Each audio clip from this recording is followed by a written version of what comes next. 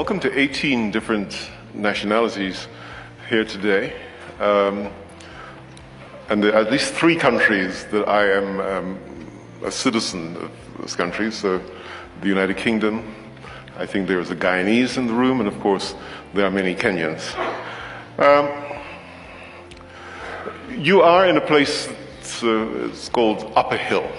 And Upper Hill is one of the CBDs, one of the central business districts of Kenya, and you can see the big shiny buildings.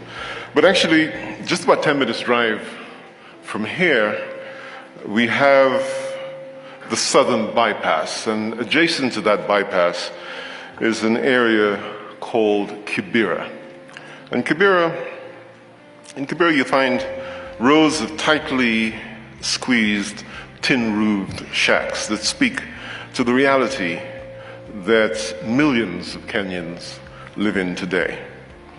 And that picture from Nairobi's southern bypass also demonstrates graphically the inequality that exists in the city and sadly throughout our nation, our continent, and the globe.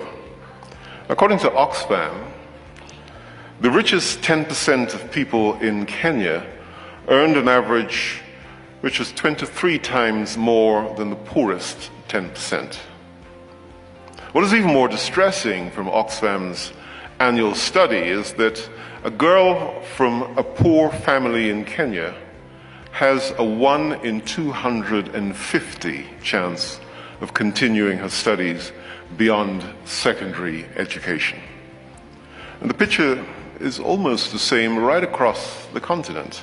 The latest edition of Time magazine points a picture of inequality in South Africa that should attract everyone's attention. Time reports that the World Bank last year deemed South Africa the world's most unequal society, estimating that the top 10% owned 70% of the nation's assets, and that was back in 2015. The Times story further tells us that the societal split is still largely along racial lines. The bottom 60% is largely composed of black, mixed-race people, and Asians who descended from the era of slavery and colonial rule. This bottom 60% controls only 7% of the country's net wealth, and half of the South African population live on less than $5 a day. Ladies and gentlemen, the inequality problems that we face today is not only limited to Africa. As a matter of fact, it's the norm on the global arena.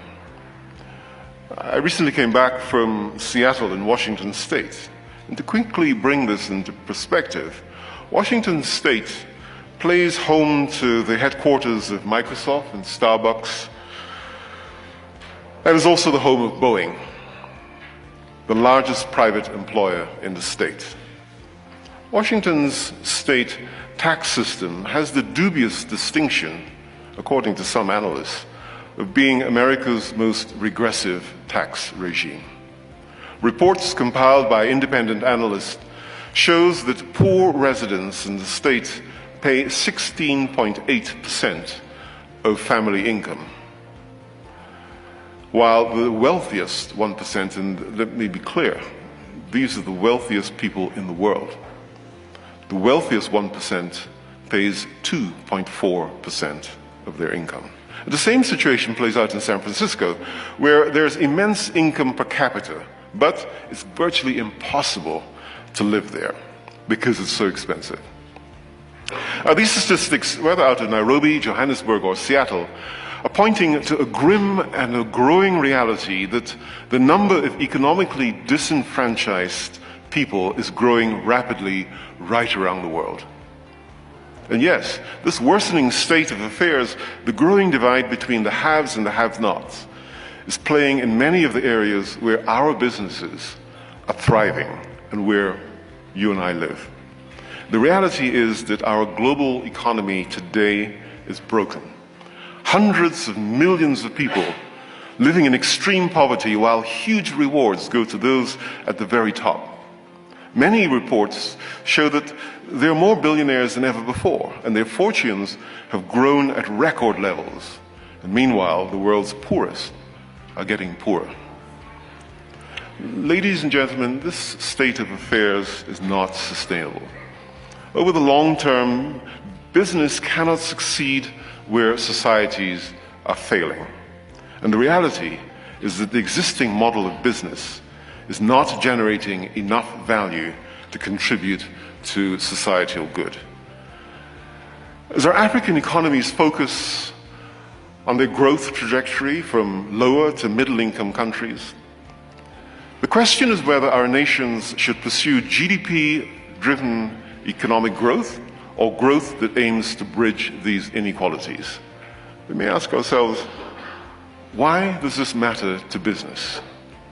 Now more than ever, there's a clear call to action to business, that the business of business is no longer business.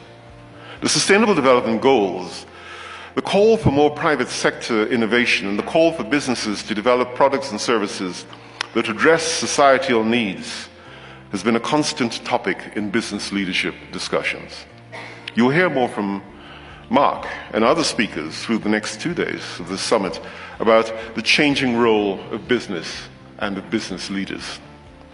Issues such as climate change, inequalities, and rights are increasingly becoming fundamental issues that we will have to tackle as the private sector if we're to succeed in the long term.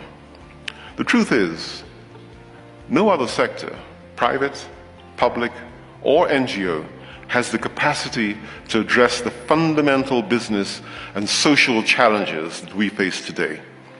And that is why collaborative and inclusive approaches to business and cross-sectoral partnerships are critical. But this has to be looked at from a business lens for it to make sense over the long term.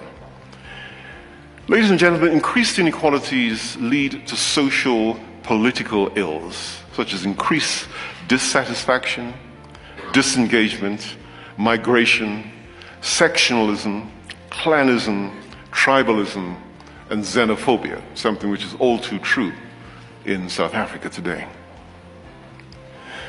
If not addressed, inequalities will ultimately create a political and a business landscape that will be difficult to reverse.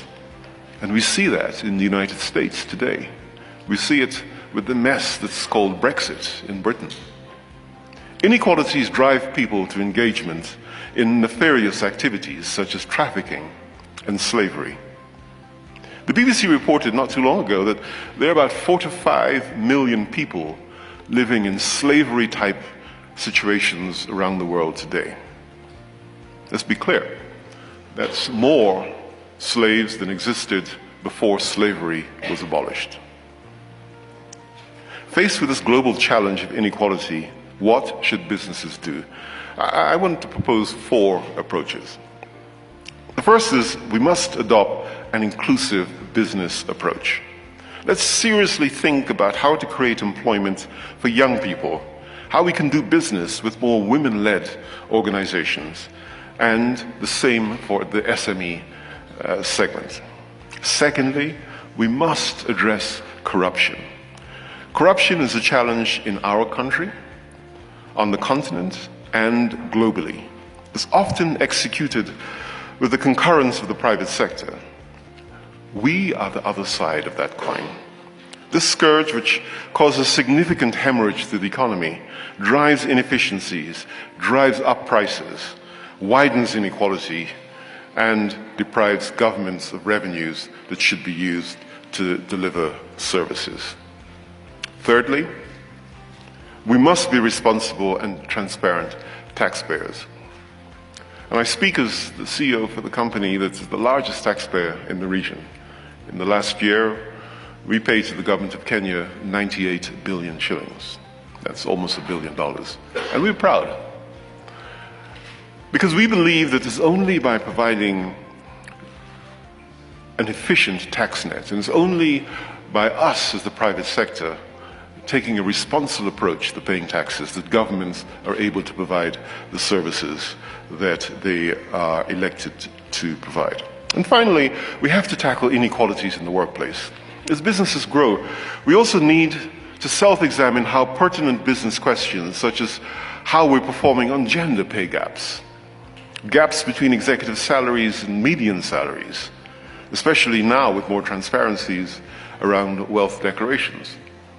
I can see my friend and brother Joshua Igara, and we often sit and muse at the first time we announced publicly, voluntarily, our earnings and the ridicule that we faced amongst corporate Kenya. Now, of course, it's obligatory. The next thing we have to start declaring is that pay gap. Today, I believe CEOs around the world, the multiple is about 230, the CEO earns about 237% of the median salary. Is that the right thing? I mean, I speak because I know that my multiple is not the same here in Kenya. But do I earn enough money? Of course I earn enough money. But we have to look at that pay gap. We have to look at the gender pay gap. We have to look at the executive salary and remuneration relative to the median salary. We have to look at pay gaps along racial lines. There's no one sector can do any of this alone, but we have to commit to do our part. The public sector needs to set the enabling environment, while those of us in the private sector need to drive delivery of products and services that will transform society for the better. And civil society has to provide the links to communities and support accountability right away through the line. When we bring all these players together, we create what I like to call constructive value, which suggests that when you add 1 + 1, you get something which is slightly greater than 2. And the only way to achieve this is by partnering together across sectors and sometimes even across platforms. So what are we at Safaricom doing about all of this? In 2016, we started the process of integrating 9 of the 17 Sustainable Development Goals into our core business strategy. We did this because we believe that the SDGs provide the opportunities to really engage in a purpose-driven business, a business that is both sustainable and inclusive. We asked ourselves, what business could we do in the SDGs that will help us to drive inclusive growth?